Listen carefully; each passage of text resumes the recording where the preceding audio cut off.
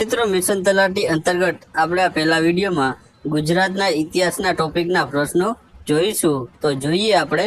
તો પહેલો પ્રશ્ન છે, ગુજરાત સલ્તનતના છેલ્લા અને શક્તિશાળી સુલતાન બહાદુર શાહને જે કોણે મારી નાખ્યા હતા? તો મિત્રો આ ગુજરાતના જે છેલ્લા શક્તિશાળી સુલતાન એવા બહાદુર શાહને છે પોર્ટુગીઝો દ્વારા જે તેમને મારી નાખવામાં આવ્યા હતા. ત્યારબાદ વાત કરીએ તો ગુજરાતનું કયું પ્રથમ સ્થળ દર્શાવે છે કે મધ્ય પાષાણ યુગ અને હડપ્પીય સંસ્કૃતિ બંને સમકાલીન છે મિત્રો? તો મિત્રો આ ગુજરાતનું જે લાણગંજ નામનું જે સ્થળ છે તે દર્શાવે છે કે મધ્ય પાષાણ યુગ એ હડપ્પીય સંસ્કૃતિનું જે સમકાલીન રહેલું છે. ત્યારબાદ વાત કરીએ તો ગુજરાત પર જે અલાઉદ્દીન ખિલજીના આક્રમણ સમયે છે ત્યારે ગુજરાતમાં પણ કોનું શાસન રહેલું હતું? તો મિત્રો અલાઉદ્દીન ખિલજી દ્વારા ગુજરાત પર જે આક્રમણ કરવામાં આવ્યું હતું ત્યારે ગુજરાતમાં તે સમયે જે કર્ણદેવ વાઘેલા હતા તેઓનું જે શાસન ગુજરાત પર રહેલું હતું.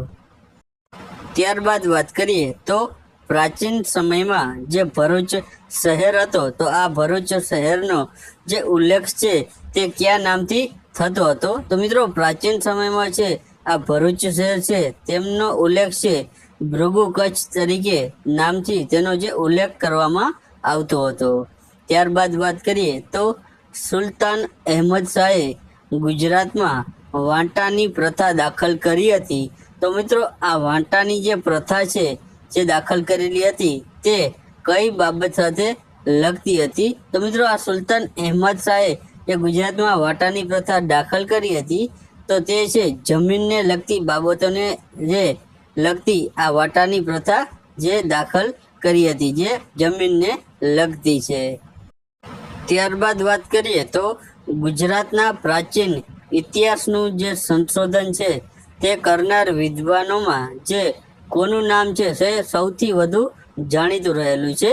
તો મિત્રો ગુજરાતના પ્રાચીન ઇતિહાસના જે સંશોધન કાર્ય કરનાર છે વિદ્વાનો તેમાં જે સૌથી વધુ જાણીતું નામ છે તેઓનું નામ છે ડૉક્ટર હસમુખ સાકળિયા છે. તેમનું નામ ખૂબ જ જાણીતું રહેલું છે.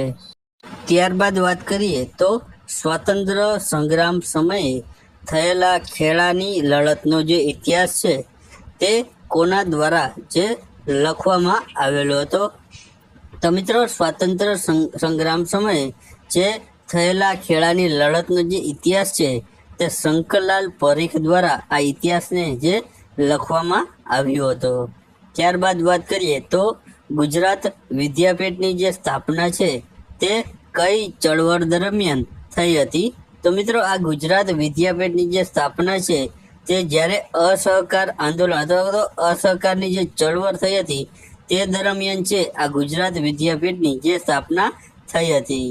ત્યારબાદ વાત કરીએ તો ગાંધીજીએ અભ્યાસ માટે સૌ પ્રથમ વખત વિદેશ જવા માટે ક્યારે ગયા હતા? તો મિત્રો ગાંધીજી છે તે અભ્યાસ માટે સૌ પ્રથમ વખત છે જે વિદેશ જવા માટે તે ગયા હતા તેની સાલ છે ઈસવીસન 1888માં તેઓ સૌ પ્રથમ વાર વિદેશ ગયા હતા. ત્યારબાદ વાત કરીએ તો મીઠાના ભારે કરવેરાના કાયદા સામે ગાંધીજીએ આદરેલી જે દાંડી કૂચ છે તે કયા દિવસે દાંડી પહોંચી હતી? તો મિત્રો આ મીઠાના કાયદા માટે જે ગાંધીજી દ્વારા જે આદરેલી દાંડી કૂચ છે તે મિત્રો 5 એપ્રિલના રોજ 1930ના રોજ તેઓ છે આ દાંડી ખાતે તે પહોંચી હતી. ત્યારબાદ મિત્રો જોઈએ તો કયા રાજવીના જે સમયમાં છે તે મહમૂદ ગજનવીએ સોમનાથ મંદિર પર ચઢાઈ કરીને જે લૂંટ ચલાવી હતી? તો મિત્રો જે ભીમદેવ પ્રથમ હતા તેઓના સમયમાં છે આ મોહમ્મદ ગજનવીએ સોમનાથ મંદિર પર તેઓએ આક્રમણ અથવા તો ચઢાઈ કરી હતી અને સોમનાથ મંદિરને તેઓએ લૂંટ્યું હતું મિત્રો. ત્યારબાદ વાત કરીએ તો કયા યુગને જે ગુજરાતનો જે સુવર્ણ યુગ ગણવામાં આવે છે? તો મિત્રો જે સોલંકી યુગ હતો તે આ સોલંકી યુગને છે ગુજરાતનો જે સુવર્ણ યુગ ગણવામાં આવે છે. ત્યારબાદ વાત કરીએ તો વલ્લભીનો જે રાજ્ય ધર્મ હતો તે ખાલી જગ્યા હતો મિત્રો. તો મિત્રો વલ્લભીનો જે રાજ્ય ધર્મ હતો તે શિવવાદ હતો, એટલે કે શિવની પૂજા કરનાર તેમનો રાજ્ય ધર્મ રહેલો હતો.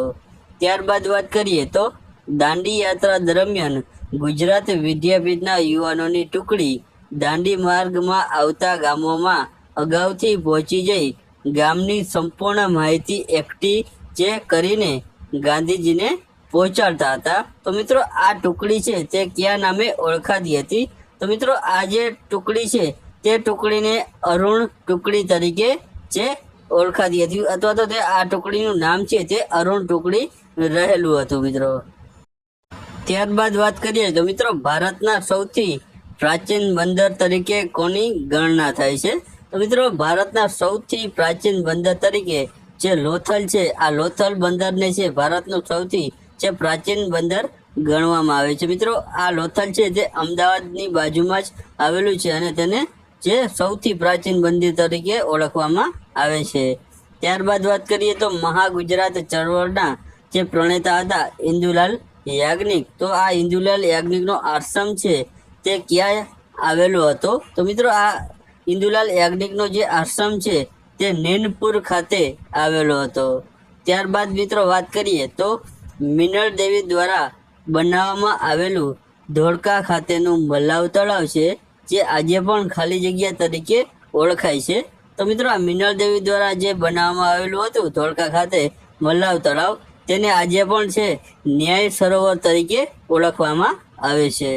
ત્યારબાદ વાત કરીએ તો વલ્લભભાઈ પટેલ ને સરદાર ક્યારથી કહેવાયા હતા? તો મિત્રો વલ્લભભાઈ પટેલ છે તે સરદાર છે બારડોલી સત્યાગ્રહથી તેને સરદારનું જે બિરુદ મળ્યું હતું. મિત્રો સરદાર વલ્લભભાઈ પટેલે છે આ બારડોલી સત્યાગ્રહનું જે નેતૃત્વ લીધું હતું અને ત્યારથી તેઓને જે સરદાર તરીકે ઓળખવામાં આવતા હતા. ત્યારબાદ વાત કરીએ તો દેલવાડાના દેરાઓ જે કોણે બંધાવ્યા હતા? તો મિત્રો દેલવાડાના દેરાઓ છે તે વસ્તુપાળ અને તેજપાળ હતા, તેઓએ છે આ દેલવાડાના દેરાઓ જે બંધાવ્યા હતા. ત્યારબાદ વાત કરીએ તો વડોદરા રિયાસત દ્વારા છે કયા વર્ષમાં છે ફરજિયાત પ્રાથમિક શિક્ષણની જે જોગવાઈ અંગેનો જે લાગુ કરવામાં આવેલી હતી? તો મિત્રો 1906 ના રોજ આ વડોદરા રિયાસતમાં છે ફરજિયાત પ્રાથમિક શિક્ષણની જોગવાઈ લાગુ કરવામાં આવી હતી અને મિત્રો ત્યાંના રાજા હતા સયાજીરાવ ગાયકવાડે જે આ જોગવાઈ લાગુ કરાવી હતી. ત્યારબાદ વાત કરીએ તો કયા હડપ્પીય સંસ્કૃતિના જે સ્થળોમાંથી સોનાના જે તે અલંકારો મળી આવ્યા હતા? તો મિત્રો તે છે આ લોથલ નામનું જે હડપ્પીય સંસ્કૃતિનું સ્થળ છે ત્યાંથી આ સોનાના જે અલંકારો મળી આવ્યા હતા. ત્યારબાદ વાત કરીએ તો મૈત્રક વંશનો રાજા જે ધ્રુવસેન બીજા હતા, તો આ ધ્રુવસેન બીજાના સમયમાં પાટનગર જે વલ્લભીની મુલાકાત લેવા માટે કયા ચીની મુસાફરે લીધી હતી મુલાકાત?